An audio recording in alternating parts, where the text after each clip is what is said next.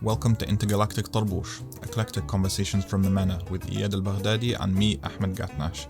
We talk about politics, activism, tech, spirituality, mental health, and more. Hey man, How's it going? how are you doing? I'm good, you? Well, it's an interesting couple weeks. I mean, the last time we did a recording, we've had like a recording out every week, right? But the actual recording was done one day before the Ukraine invasion. Yeah. So like it seems like the world changed a lot from our last recording. Yeah, and since then you've been writing frantically in our database about great power politics. So why don't you tell me about that? So I did talk a lot about this even online, like publicly, not only in our internal knowledge base. But the idea is that I feel that we as a generation, we witnessed something that the world has not really witnessed before, which is a superpower, basically a monopolar world where there's only one superpower, and then even before that. Even having a bipolar world, I think, like if you talk about the entire globe basically being bipolar, I think that is also a unique situation globally speaking, like across human history. That did not happen before. So I think that we have lived through a period in which it was actually exceptional, where there was only one superpower, or there was only two superpowers, and there was even the concept of a superpower. People often confuse great power with superpower, but superpower basically means that it can project power anywhere in the world within a very short amount of time. Normally, it's also talking about if a country has nuclear weapons, etc. So we are used to a world which is actually exceptional, and now the world seems to be moving on to a multipolar world. A world of great powers rather than a world of superpowers, or one or two superpowers. And so for us, this might be a little disorienting because this is not the world we're used to, but actually this is most of history. Most of human history, it was basically like different powers of more or less, some of them are bigger than the others, but they have to basically play this game where they check each other and they balance off each other because, that's how the game is played. So I was thinking, I've seen many threads on Twitter, many people talking about how, if you want to understand what the world will look like in like 10 or 20 or 30 or 50 years, look how the world was before World War I. And, look how the world was in in the 1700s, 1800s, 1900s, or for most of history before that, and how the politics was really about, it was Machiavellian, it was cynical. It was really about let's back these people, let's back that country, not because we like them, but because we want to check that other country, etc. Or let's declare war just because we want to make sure that this country doesn't get this state doesn't get too powerful, etc. And I was thinking the other day that what, I understand that the world is going through we're going through similar structural stresses that before, that we are going to go to a multipolar world.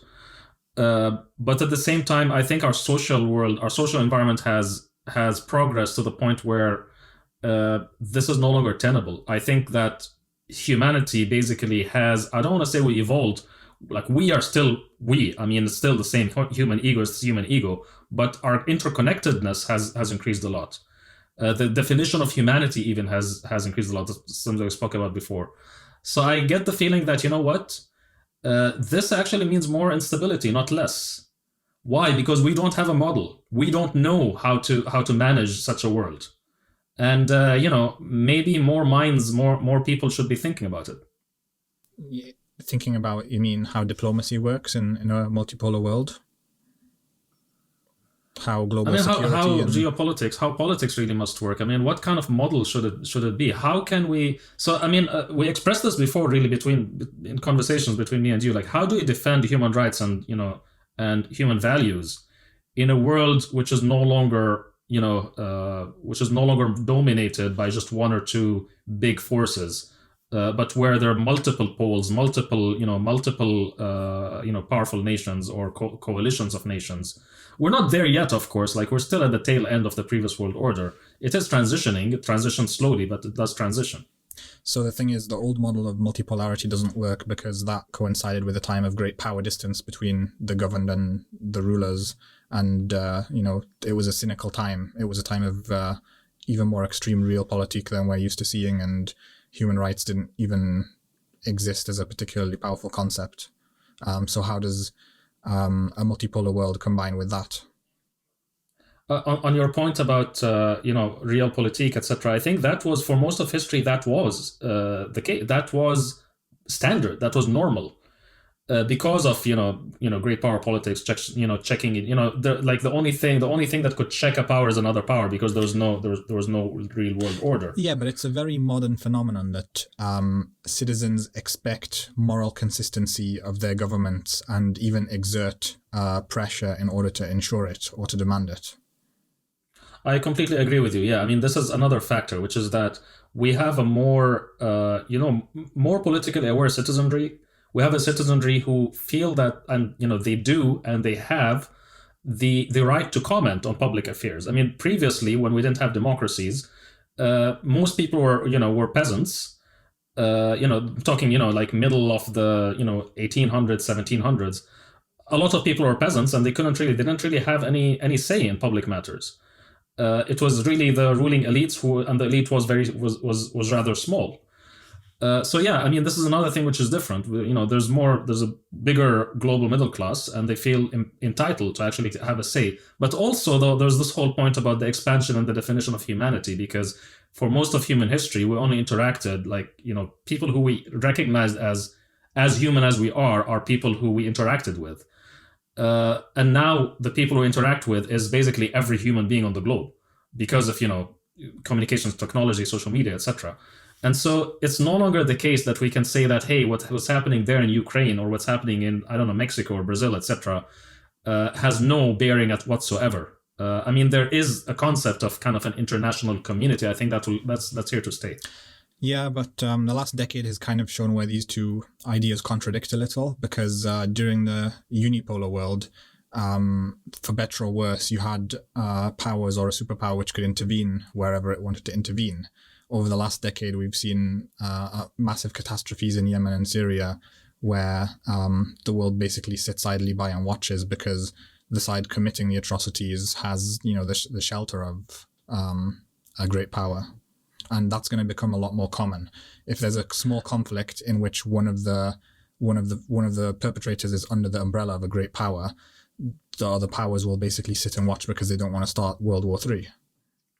Yeah, and I think that we kind of so there are people who will tell you, for example, that hey, this is always the case. Like everything that you're predicting is going to happen is always been the case. And I'm like, okay, yeah, that was the case. It happened, but it wasn't the norm. At least the way that we talked about it is like, oh, we had the right. Also, we didn't have the tools of scale to commit such rapid suffering on such a scale. That's absolutely true. This is actually another point which is important to note. Modern war is far more devastating in the 21st century than in the 19th century. The disruption to human life in case of a full-scale war is so much more now than 200 years ago, which is another reason why we can't really go to that kind of world. But then you made a point too about, in a way we have the right to actually be angry about these things. Before they were the norm. So like, okay, they happened and it didn't turn any heads. But now we kind of have the right at least to say that, hey, this shouldn't happen. So I want to talk about this video you sent me about Egypt and Egypt's water security, basically, and the mega projects they're doing to try and guarantee that in the future. Yeah, so that's the video by Caspian Reports. Actually, shout out to that channel because I really enjoy their videos. Yeah, so I got kind of depressed after this video because he's basically talking about the country's water security, the fact that it's the Nile Delta, which is where almost all of the population is the size of Belgium, but with 110 million people, and it's going to double over the next few decades. Incredibly water stressed. There's a new Delta project where they want to try and green a massive amount of land. There's a mega project called the Toshka project where they want to build a big canal in Upper Egypt and connect that to a big lake. And he's kind of going through the reasons why. There's another project with 20 million greenhouses.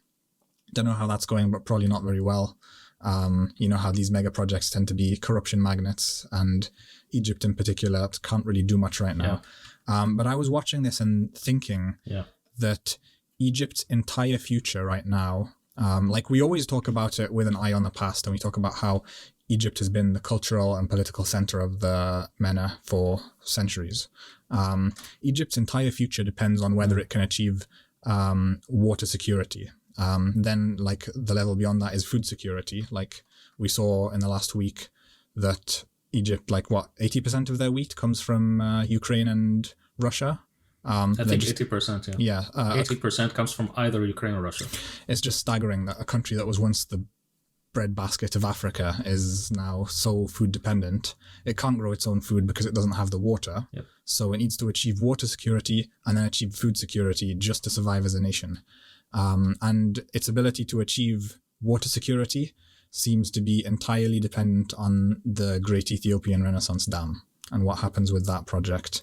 Because Ethiopia wants to dam the Nile and change the...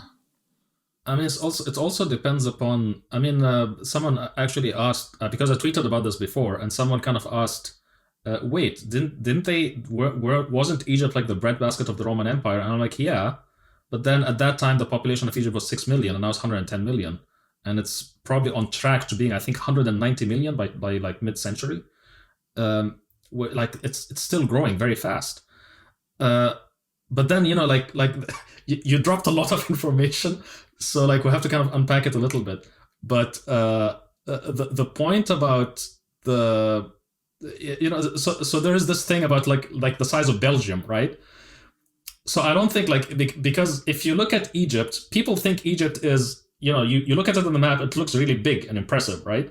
But actually, most of its population lives on 2% of its land area, which is the Nile Delta and the Nile River itself going all the way to the Aswan Dam, right? And there is some communities in the Sinai Peninsula, etc. But mostly it's around the Nile. So basically, for many decades, they've industrialized by building on the prime agricultural land of the nation and left like the entire surroundings as empty desert. So you built all your homes on the farmland. So this is what like someone actually asked me, so like this is what I responded. I'm like, this is a land use problem because the prime agricultural land is where people live. And I'm no expert on this by any measure, but it seems that you don't want to live, if this is the best place to grow crops, you want to grow crops there, and then you want to move urban centers somewhere else. But successive, so of course, keep in mind that Egypt was only independent. I mean, it was basically, it's modern Egypt, talking like the modern constitutional order, basically just started in the 1950s. And even before that, I think it was like in the 1930s that the British left, right? So there was this whole question is like, okay, what could have been done about this? Because for most of human history, this was Egypt. It never really extended all the way into the desert, etc. It never really diversified. But then the video you're referring to is about mega projects. So just to add on top of that, there's a whole thing about... There's the whole problem of controlling the flow of the Nile, going back many decades, that in order to make the land around the Nile more stable, they tried to get rid of the annual flooding, or at least reduce its extent, when that annual flooding was exactly what gave the land its fertility. Yep. And that's basically why the Aswan Dam was built. It was the idea that we want to stabilize. But of course, that came at the price. The price, basically, that like you said, basically this flooding of the of the Nile, which was basically how it operated for. I think the Nile is like 30 million years old. Like human beings are only 2 million years old, but the Nile is older than human beings. But then it used to always flood, and then it used to break its banks, and then it used to deposit all of this very mineral-rich soil. And then it would retract back, and then people would just go, and then it was basically this is how what kept the fertility. Now I don't know. I wouldn't. Again, I'm not really an expert on this, but it seems that there is something about Egypt and mega projects going all the way to the pyramids. Like the pyramids were basically like one of the most impressive mega projects in human history, but then eventually it was basically a tomb, right? And in a sense, if you are like an investor in Egypt, and you're a pharaoh, and you're like, I'm actually going to live forever, it probably was a really good investment, because now the tourism industry is one of the most important sectors in Egypt. Like, if you are a pharaoh, like, let me build really something really impressive, because 6,000 years from now, this country, like this land, is going to be very relevant in the world because of the tourism industry around this thing that I just built. If they were thinking, let me build something for the long-term future of my nation, then it was absolutely genius. If they were, but I don't think they were. But the whole thing is, I think that this idea of mega projects. So I don't know if you're aware, but when Nasser came to power in the 1950s, the Aswan Dam was one of the main projects, saying that this is proof that we can do what colonialism told us we can't do. In fact, you will find a song. I can't remember. It's called the Sadd al-Ali, the Aswan Dam, basically the high dam. It's by Abdul Halim Hafiz. And it's really interesting to listen to the lyrics. I don't remember the lyrics exactly, but he's basically singing, and he's not even saying that, hey, the Aswan Dam is going to be great for Egypt. He's saying, in your face, colonialism, we did it. You said we can't build our country, we built it, right? So it's almost like there's this obsession with like mega projects as proof, kind of, that that we can do it. And I feel like, Sisi was born in that Egypt, because, Sisi was born in the 1950s, right? And I'm like, the first thing he did when he took power is speak about mega projects. Let's build a second Suez Canal. Let's build another capital. It's like this mentality of mega projects. Now, in a sense, Egypt actually does need mega projects because of everything that you mentioned. But at the same time, I mean, of course, geopolitically speaking, one of the best things that Egypt can do is basically diversify its urban centers, right? And use the land better, and shift some of its population centers basically into areas which are currently not used. But just like you said, mega projects are corruption magnets. So there's the thing with the Toshka project, which is the canal they tried to build in Upper Egypt to Lake Nasser, I think, and basically build like a mega city around that and massive farmlands. And Mubarak started this project, and after a few years, it basically completely failed to raise any of the foreign investment because it didn't make sense to foreign investors, and then it collapsed in corruption scandals because Egypt's an incredibly corrupt state, and this was the second factor that was making me kind of pessimistic about Egypt's future. So you have this whole water scarcity and existential insecurity issue, and then you have who's in charge of dealing with this and making sure the country navigates this crisis period. It's the army, which really you look at as a stage 3 cancer on the nation. It's metastasized into almost every sector. Expert estimates are that it controls between 40 and 60% of the economy, possibly even higher. The military itself is allowed to run businesses and profit, and that profit doesn't go back to the state.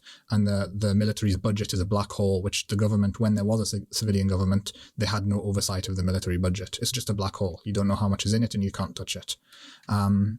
So that itself says that the people in charge are not likely to get you out of this. Yeah, I mean, the interesting thing about these, I mean, when you talk about geopolitics versus politics, I was talking about this today. Geopolitics remains the same. I mean, the geopolitical imperatives and challenges of Egypt are going to be the same, whether it is the Sisi regime or the regime before it or after it. But then politics is different because it's basically your interest. It's basically the regime is always, a lot of regimes, especially in non-democratic countries, the most important thing for them is to stay in power. They don't care basically that, they're actually screwing over the geopolitics of, for generations to come. But I want to comment 2 things about what you said. The first is that I kind of like how they call southern Egypt Upper Egypt. Because, it flips over, because we've been trained to think that north is up and south is down. But then for Egyptians for a very long time, actually up means upstream. So it's south. So Upper Egypt is Southern Egypt, which is kind of I just appreciate that because I'm a nerd when it comes to these things. The second is about the Toshka project. Actually, the main reason it failed, I believe, was geological. It simply was unworkable. So it wasn't just a matter of investment. It's also that it was based upon bad science. And that also goes back to dictatorship, because Mubarak was a dictator and he surrounded himself with yes men, and they simply told him what he wanted to be told. And, eventually it didn't work. And of course, add on top of that corruption, etc. So that's reminiscent of Sisi's kind of flagship mega project, which was the second Suez Canal.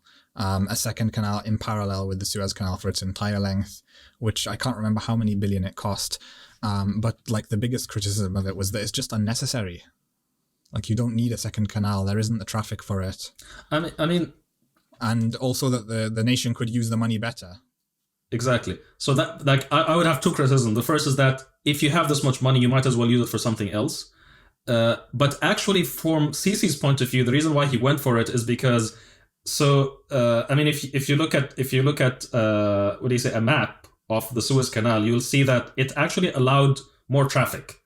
It's basically allowed more traffic to flow through at the same time because it's kind of like made a section of it two-way rather than one-way. So it made sense for Sisi because he wanted hard currency. So he wanted, the Suez Canal for him is basically how he gets hard currency because he was worried about prospects for instability, etc. But yeah, I mean, if you had that much money, then is this the best thing to do with it? And then he goes ahead and calls it. He brands it as the second Suez Canal. It wasn't a second Suez Canal. It's simply an expansion of the existing canal. But anyway, I mean, we're at our 20-minute limit. So I'm not done with the reasons I'm miserable about Egypt. We'll come back to that in the next episode. I mean, I'm sure that if I let you go, we'll be speaking for like 30 minutes because it's also, honestly, it's because we love Egypt and we do care about Egypt, but this is why we get angry. Catch you next time.